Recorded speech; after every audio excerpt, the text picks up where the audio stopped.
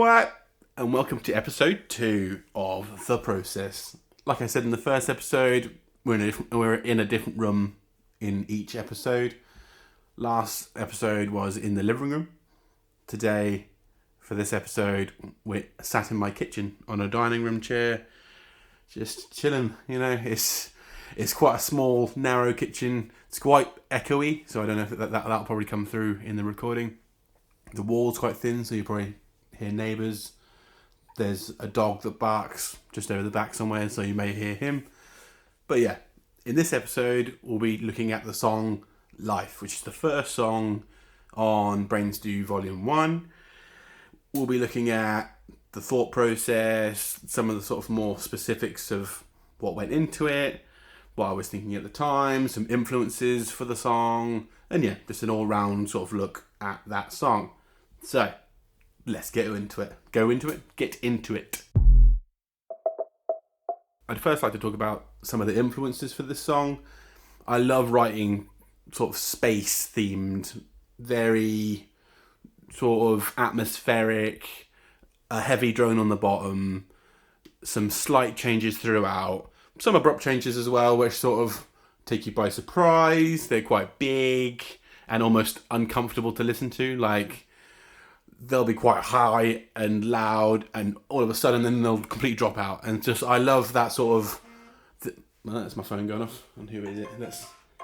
No, just something on Facebook.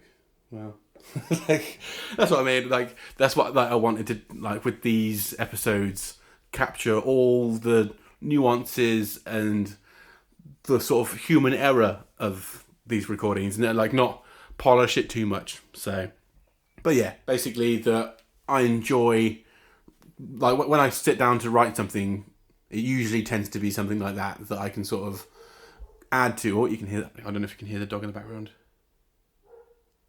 There he is.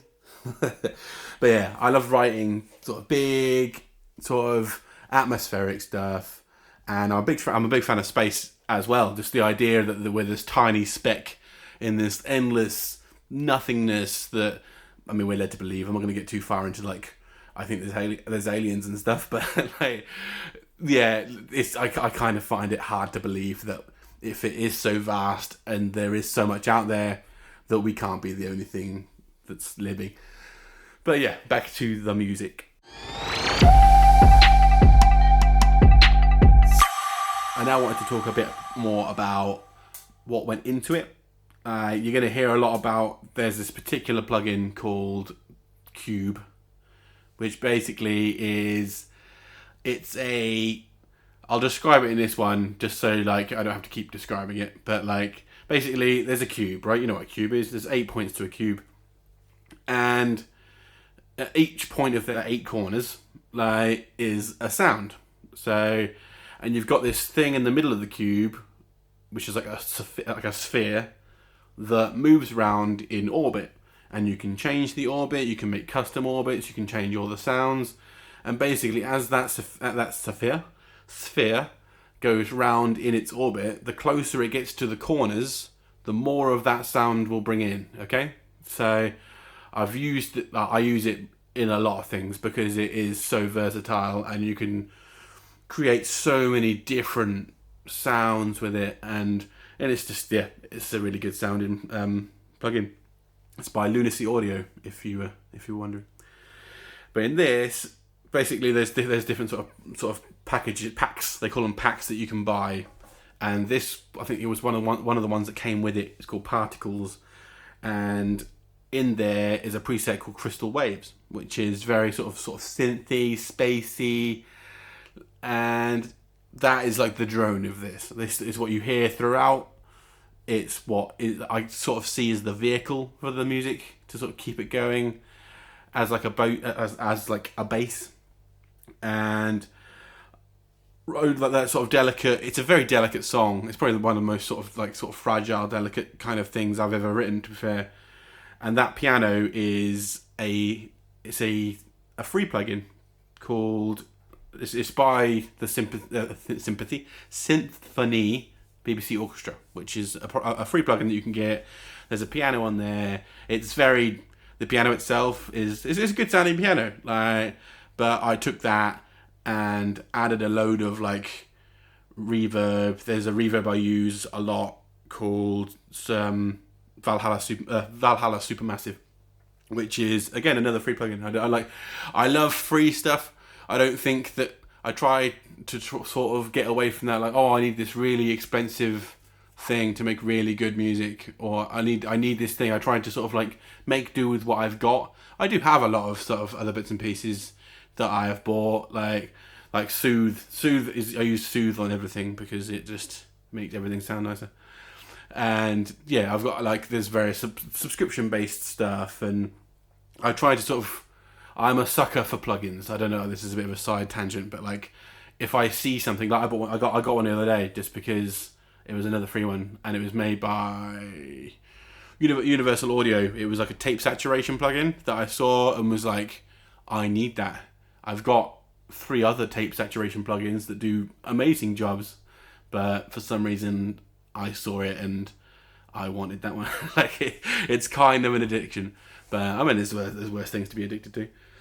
But anyway, yeah, it's that orchestral piano with it's a reverb preset called Lost Saucer. So it's very all space themed, waves, crystals, like and particles, lost sources, sorts of terminology in these like presets.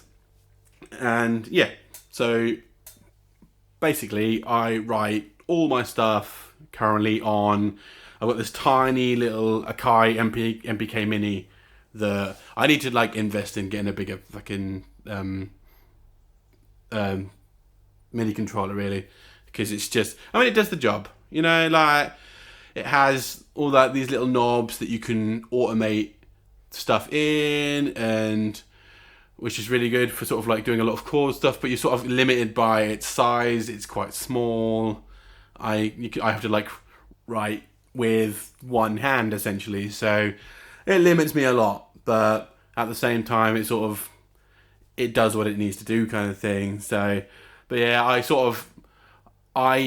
don't sort of sit down with an idea sort of in my head, or if I do, it's like a recording from a phone that I've sort of like thought of an idea in my head at work. But usually it's sit on the sofa and just try and work something that sounds. I'll start with the drone, start with the bass, and then try and find something sort of delicate. I say try and find, like in this case, in this song, that's how it sort of came about. I was sort of just like plonking sort of a note here, a note there, and just sort of finding a way through that sort of sounded nice. And yeah, that's how it was kind of written. It sort of came together. These things, it's about flow state. I mean, I'll talk about flow state in a later episode in a bit more depth.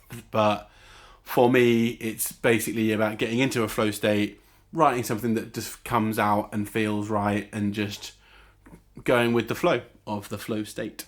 But yeah, I think I've sort of covered most of the points.